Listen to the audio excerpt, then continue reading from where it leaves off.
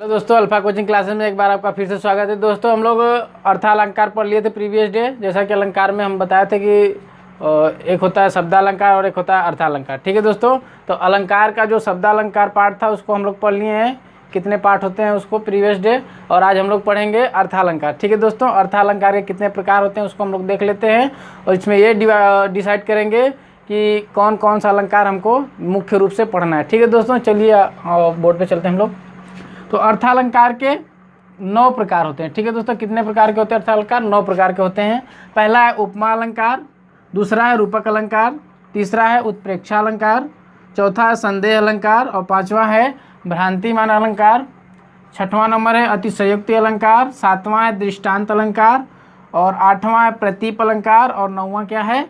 अनन्वय अलंकार। ठीक है दोस्तों, हम लिख इसलिए लिए हैं पहले क्योंकि 1 2 3 4 5 6 यानी 6 पार्ट हमको पढ़ना है। समझ रहे हैं ना?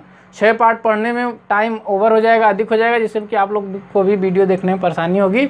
इसलिए हम लिख दिए हैं, और लिख के समझाएंगे दोस्तों तो सही रहेगा ऐसे, क्योंकि ज़्यादा समय भी नहीं लगेगा और हम लोग का वीडियो भी कंप्लीट हो जाएगा। लिखने में टाइम अधिक लगता है। ठीक है दोस्तों, तो कौन कौन सा हम लोग को पढ़ना है मुख्य रूप से अलंकार? उपमा अलंकार पढ़ना है, रूपक अलंकार, उत्प्रेक्षा, संदेह, भ्रांतिमान, अतिशयोक्ति। तो मुख्य रूप से हमको 6 अलंकार पढ़ना है दोस्तों इस वीडियो में, और इसको हम लोग बारीकी से समझेंगे किस प्रकार होता है। ठीक है, चलिए। ठीक है दोस्तों, तो उपमा अलंकार हम लोग देख लेते हैं। समान गुणधर्म के आधार पर जब किसी व्यक्ति या वस्तु की समानता किसी दूसरे व्यक्ति या वस्तु से की जाए। समझ रहे हैं? जब किसी व्यक्ति या वस्तु की समानता किसी दूसरे व्यक्ति या वस्तु से की जाती है तो वहाँ पे उपमा अलंकार आता है। ठीक है दोस्तों, चलिए हम लोग उदाहरण के माध्यम से समझ लेते हैं। अब यहाँ पे देखिए उदाहरण क्या है? राधा के चरण गुलाब के समान कोमल हैं। समझ रहे हैं? राधा के चरण कैसे हैं? गुलाब के समान कोमल। यहाँ पे देखिए कैसे समानता की जा रही है। राधा का जो चरण है, पैर है, पाँव है, उसका किससे समानता किया जा रहा है? गुलाब से। समझ रहे हैं? गुलाब से क्या किया जा रहा है? राधा के चरण की समानता की जा रही है, के समान है यानी बराबर हैं। समझ रहे हैं? जो राधा के चरण हैं और गुलाब क्या है? दोनों बराबर हैं, समान हैं। तो देखिए इसमें इसके जो है 4 चरण होते हैं। समझ रहे हैं? 4 चरण कौन कौन? पहला होता है उपमान, दूसरा होता है पहला होता है उपमेय, दूसरा उपमान होता है, तीसरा वाचक, और चौथा होता है साधारण धर्म। समझ रहे हैं दोस्तों? तो उपमेय देखिए क्या होता है? जिसकी समानता की जाए, अर्थात राधा के चरण, देखिए जिसकी समानता यानी राधा के चरण की समानता की जा रही है। किससे की जा रही है? उपमान। जिससे समानता की जाए यानी जिससे की जाए वो क्या होता है? उपमान होता है। जैसे कि यहाँ पे देखिए गुलाब से किया जा रहा है। ठीक है, गुलाब से किसकी समानता? राधा के चरण की समानता किससे की जा रही है? गुलाब से। यानी जिसकी की जाए वो क्या हो जाएगा? उपमेय हो जाएगा। यानी इसकी समानता इससे की जा रही है, तो इसकी समानता की जा रही थी, ये उपमेय हो गया। और जिससे की जा रही है यानी किससे की जा रही है? गुलाब से, तो गुलाब क्या हो गया? उपमान हो गया। समझ रहे हैं दोस्तों? इसको निश्चित भी बोलते हैं और इसको अनिश्चित भी बोलते हैं। समझ रहे हैं? तो ये हो गया राधा के चरण गुलाब के समान क्या है? कोमल है। तो ये हो गया आपका उपमेय और ये हो गया उपमान। ठीक है, 2 चरण हो गए। अब देखिए वाचक। वाचक मतलब जो बताता है, क्या करता है? बताता है। यहाँ देखिए क्या कर रहा है? बता रहा है कि समान है, बराबर हैं। समझ रहे हैं? जो चरण है राधा के और गुलाब दोनों क्या है? बराबर है। तो ये वाचक हो गया। समझ रहे हैं? अब देखिए साधारण धर्म क्या है? साधारण धर्म का मतलब जो दोनों में कॉमन हो, दोनों को बताता हो। तो दोनों को क्या बता रहा है? गुलाब और राधा के चरण क्या हैं? कोमल हैं। दोनों क्या है? कोमल है। गुलाब भी कोमल है और राधा के चरण भी कोमल है। तो दोस्तों ये हो गया आप लोग का उपमा अलंकार। अगला हम लोग पढ़ते हैं रूपक अलंकार। चलिए दोस्तों, तो हम लोग रूपक अलंकार को देख लेते हैं। ठीक है, तो जहाँ उपमेय में उपमान का भेद रहित आरोप हो वहाँ रूपक अलंकार था। ठीक है दोस्तों, भेद रहित जिसमें क्या हो? भेद हो। समझ रहे हैं ना? वहाँ पे क्या रहता है? रूपक अलंकार रहता है। उपमेय मतलब आप लोग जानते ही हैं, नीचे मैं लिखवा चुका हूँ, जिसकी तुलना की जाए, जिसकी समानता की जाए। और उपमान मतलब जिससे समानता की जाए। समझ रहे हैं ना? यानी उपमेय क्या है? निश्चित है, और उपमान क्या है? अनिश्चित है। ठीक है दोस्तों, तो चलिए हम लोग उदाहरण के माध्यम से समझ लेते हैं कि मुख चंद्र तुम्हारा देख सके, मन सागर मेरा लहराता। समझ रहे हैं? अब देखिए यानी जो मुख है तुम्हारा, चेहरा है चंद्रमा सा, आपका जो चेहरा है चंद्रमा सा, देख के मन सागर मेरा लहराता, जो मेरा जो मन है वो सागर के समान क्या है, लहरा रहा है। यानी क्या है, कोई आरोप लगा रहा है किसी दूसरे व्यक्ति पे कि मुखचंद्र यानी जो आपका चेहरा है उसको देख के मेरा मन जो है क्या हो रहा है, लहरा रहा है। तो यहाँ पे क्या किया जा रहा है, भेद रहित आरोप दूसरे पे लगाया जा रहा है, समझ रहे हैं। तो दूसरे पे आरोप लगाया जा रहा है, इसलिए यहाँ पे क्या है, रूपक अलंकार है, समझ रहे हैं दोस्तों। और अगला अलंकार हम लोग देख लेते हैं, उत्प्रेक्षा अलंकार। उत्प्रेक्षा अलंकार क्या है, देखिए, जहाँ उपमेय में उपमान की संभावना व्यक्त की जाए। यहाँ पे क्या की जा रही है, संभावना की जा रही है, समझ रहे हैं दोस्तों। तो उपमेय मतलब निश्चित और उपमान मतलब अनिश्चित। एक बार फिर से, उपमेय मतलब निश्चित यानी जिससे तुलना की जा रही है, उपमान मतलब जिसकी तुलना की जा रही है, समझ रहे हैं। वहाँ क्या संभावना व्यक्त की जाए। देखिए इसके वाचक शब्द कौन कौन है, मनु मानव जनु जानव मनहु जनहु आदि उत्प्रेक्षा अलंकार के क्या है, वाचक शब्द है। ठीक है दोस्तों, चलिए आगे उदाहरण देख लेते हैं।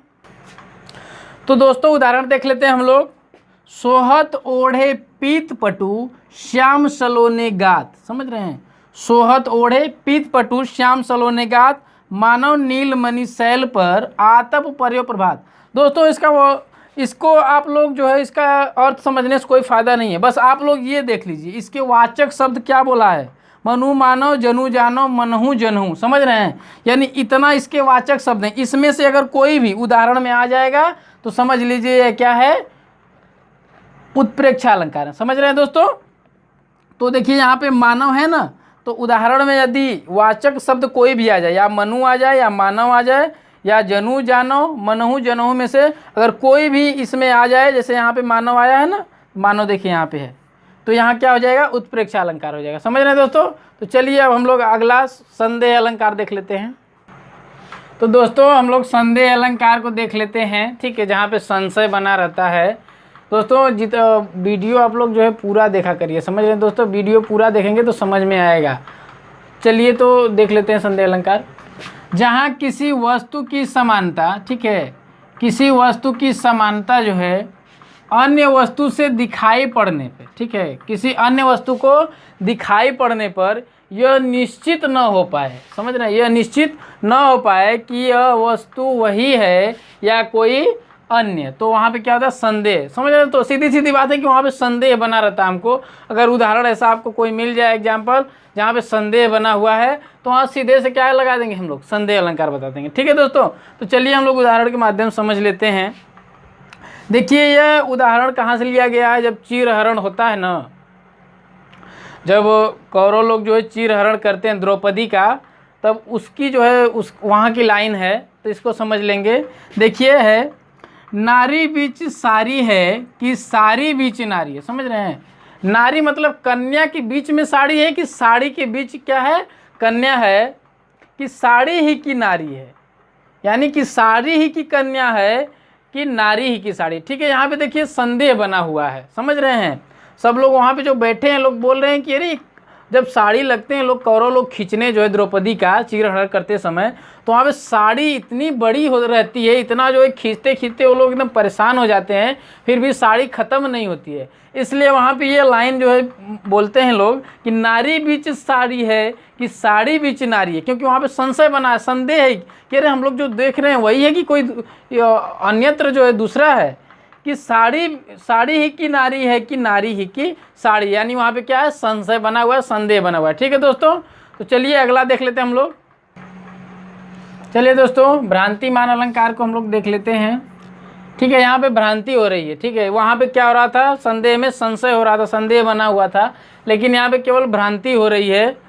देखिए यदि समानता के कारण, ठीक है, समानता के कारण किसी वस्तु को देखकर, किसी वस्तु को हम देख रहे हैं, दूसरी वस्तु का भ्रम हो जाए, ठीक है, यदि समानता के कारण किसी वस्तु को देखकर हमको दूसरी वस्तु का भ्रम हो जाए। मान लीजिए हम किसी आदमी को देखें तो हमको लग रहा है कि वहाँ पे जो है कोई जानवर आ रहा है, समझ रहे हैं ना, यानी वहाँ पे हमको भ्रम हो जाए, तो वहाँ पे क्या होता है, भ्रांतिमान अलंकार होता है। ठीक है दोस्तों, तो उदाहरण के माध्यम से हम लोग समझते हैं, उदाहरण में बढ़िया समझ में आएगा। देखिए बिल विचारी प्रविशन लग्यो, ठीक है, बिना विचार, ठीक है, काल शून्य में ब्याल, यानी बिना सोचे समझे जो है। काल सूंड मतलब क्या होता है? काल मतलब होता है हाथी, सूंड मतलब सूंड, ठीक है।